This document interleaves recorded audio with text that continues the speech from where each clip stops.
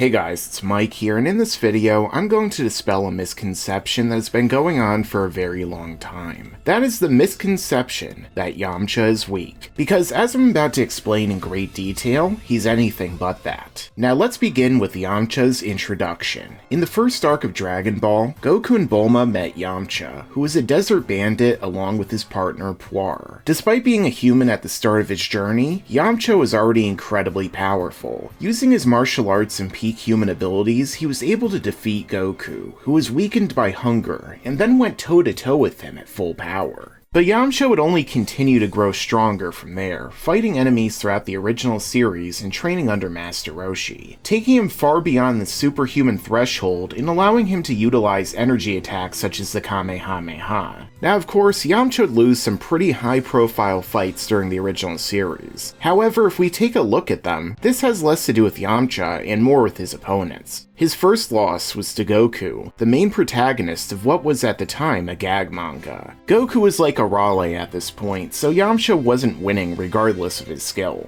In the 21st tournament, Yamcha went up against Master Roshi, who was disguised as Jackie Chun. Yamcha would handily lose this fight, but there's no shame in this loss. After all, Roshi was an ancient martial artist who was far above the others in the tournament. He even eventually beat Goku and literally destroyed the moon in the same fight. In the 22nd tournament, Yamcha went up against Ten Shinhan, the main antagonist of the arc. He was once again defeated and had his leg brutally broken. However, the fight was hard fought, with Yamcha doing really well against the suppressed Tien. But Tien also went on to beat Roshi, who had been training before the tournament. And then he also defeated Goku. Tien was introduced as a super prodigy who had incredible techniques, including being able to negate a Kamehameha, so it's only natural that he would win. Yamcha would also go on to lose in the 23rd tournament during the quarterfinals. However, this defeat came at the hands of Kami, the god of the earth, who is possessing a human body. The same Kami who defeated Goku with a single finger after he had just beaten King Piccolo. So again, the trend with these fights is that Yamcha was up against one of the most powerful or the most powerful fighter at the time. Considering that Yamcha isn't the main character, it was only natural for him to lose. But despite that, his character was continually growing with power during each arc, and was one of the strongest warriors at the time. Yamcha's growth in power only continued from there when he trained under Kami along with the other humans during the Saiyan saga of Dragon Ball Z. During this point, his power increased significantly, where he went from being weaker than Goku to stronger than Raditz after a number of months. At this point, Yamcha was far more powerful than every fighter in the original series, and could naturally accomplish the same feats. This is when Yamcha's most iconic defeat happened, when he was killed during his fight with the Cyberman. However, this conclusion was actually more of a draw, because Yamcha handily beat the Cyberman until it latched onto him and used self-destruct, which was super effective. But because death in Dragon Ball is only an inconvenience for our heroes, Yamcha's training didn't end there. That's because he went to train with King Kai alongside Tien, Piccolo, and Chaozu.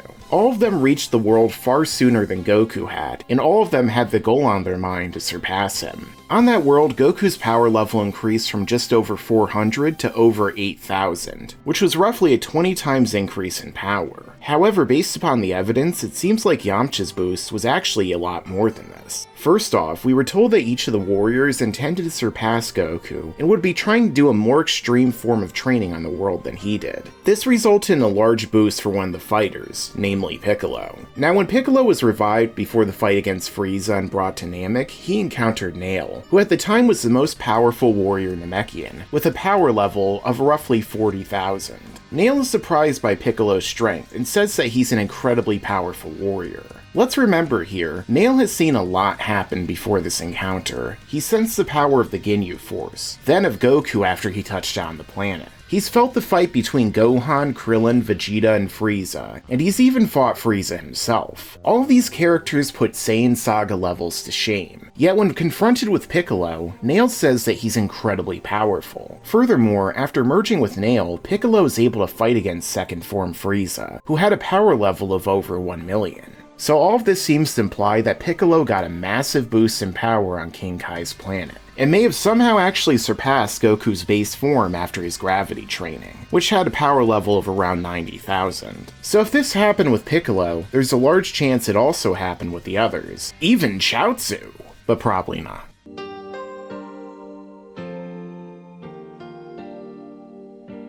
And if we go by the anime version, this is pretty much confirmed when King Kai brings the Ginyu Force to his planet, and they get totally owned by Yamcha and company. So despite sitting on the sidelines, Yamcha is still very powerful here. This leads into the Cell Saga, a point where Yamcha's character began to see more marginalization, as the Saiyans and Piccolo increased the gap even further with Super Saiyan and plot power alike. So despite this, Yamcha's power still grew considerably during the 3 years of training.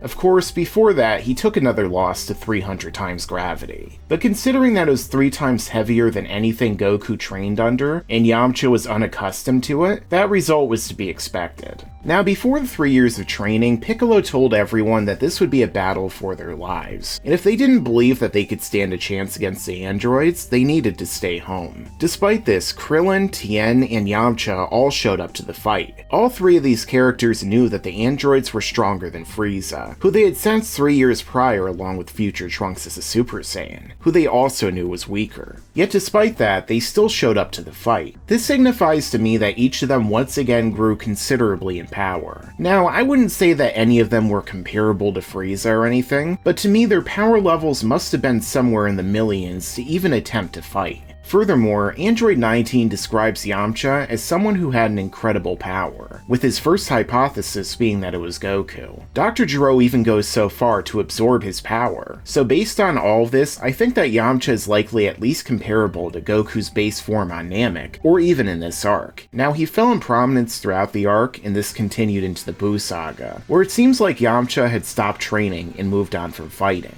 It's possible that he even lost power. But even at this point, despite being supposedly weak compared to those around him, Yamcha is still more powerful than 99% of the Dragon Ball universe, and would seem like a god compared to them. Think about it like this: if we took Yamcha from his peak of power in Dragon Ball Z and dropped him into the earlier sagas, he would annihilate pretty much everyone. The Saiyans would get stomped, even as Ozaru's, Goku would lose up to Namek without the Kaioken, and Frieza's first 3 forms would get completely destroyed. Think about how powerful these characters are. Saiyan Saga Vegeta could destroy the Earth with a power level of 18,000. Frieza casually destroyed planet Vegeta, a planet with 10 times Earth's gravity, in just his weakest form. By the time he was on Namek, Goku's strength and speed were already beyond comprehension compared to the last arc. He was so fast that even the most powerful fighters couldn't see his movements, and he was already dodging light speed attacks as a child. And Yamcha is far beyond all of that. I think it's very safe to say that Yamcha would solo most of fiction on his own, be they in books, movies, other anime, or comics. And I know there are a lot of people who are rushed to the comments now to try and tell me the name of a character they think can win here. But I didn't say that Yamcha could beat all of fiction, just most of it. For those of you who are unaware, most of fiction is street level, as in humans at normal or somewhat heightened levels of power who fight crime at the lowest level.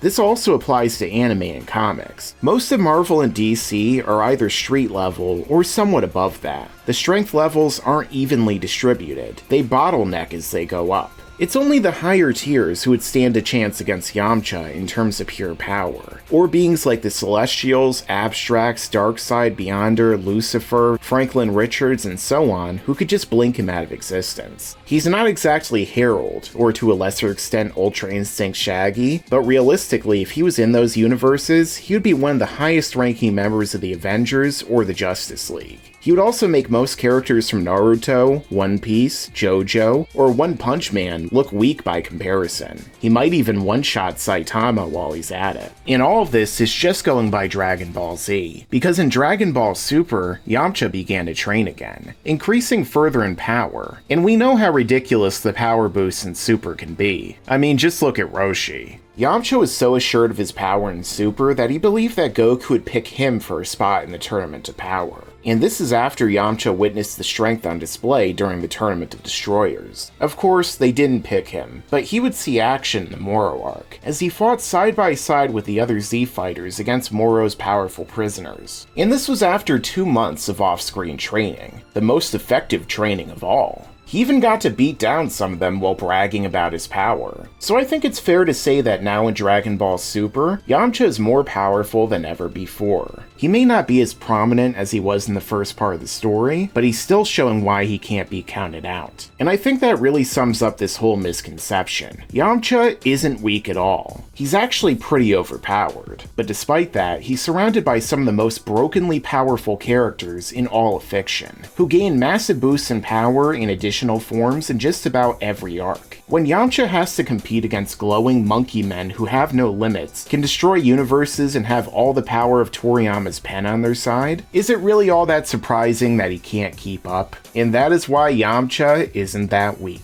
Let me know your own thoughts down below in the comments. If you like this content, you can help support LSM on Patreon, a link to which is down below in the description. Make sure to subscribe and enable all notifications, so you can stay up to date with all of my videos. Thanks for watching, and make sure to stick around, because there's a lot more to come in the future. Yeah, and you better subscribe.